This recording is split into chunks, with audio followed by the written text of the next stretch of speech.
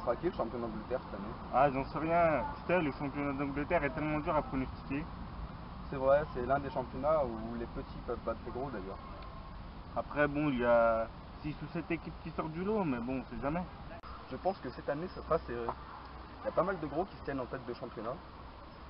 City avec Guardiola qui impressionne, Klopp et Liverpool, Chelsea et Conte qui ont pas mal d'avance, et United qui est un peu à la ramasse, mais qui peuvent tout de même revenir et finir dans les premiers. Ils ont les joueurs pour être champions. Après, dans le foot, les résultats ne sont pas toujours immédiats.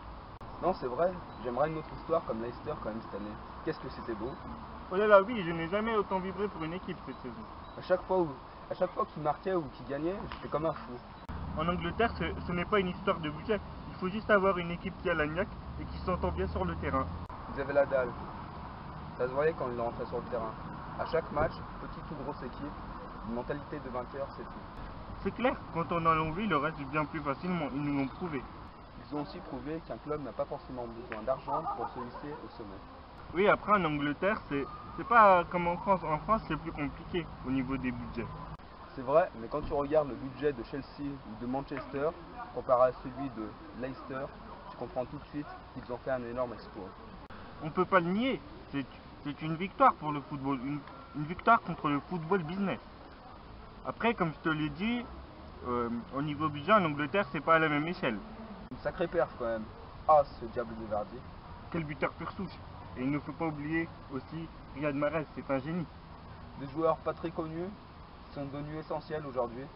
Kanté qui est parti à Chelsea, Drinkwater, Captain Morgan et toute la bande à Ranieri. Oui, d'ailleurs, ce titre, ils le doivent en grande partie à Monsieur Claudio Ranieri. Quel grand homme. Un grand coach également. Sans aucun titre majeur avant l'an dernier, il avait été viré pour de mauvaises performances avec d'autres clubs. Et là, il gagne le championnat le plus dur du monde avec une équipe censée jouer la relégation. Malheureusement pour lui, ça recommence cette année. Ah, le foot est parfois si cruel et si bizarre aujourd'hui. Mais bon, si seulement un truc pouvait arriver comme ça, les gars, Oui mais non, ou alors pas tout de suite. espérons dans les années à venir. Faut pas trop rêver. T'es chiant de casser mes délires. Je t'empêche une grosse désillusion. Tu devras m'en remercier.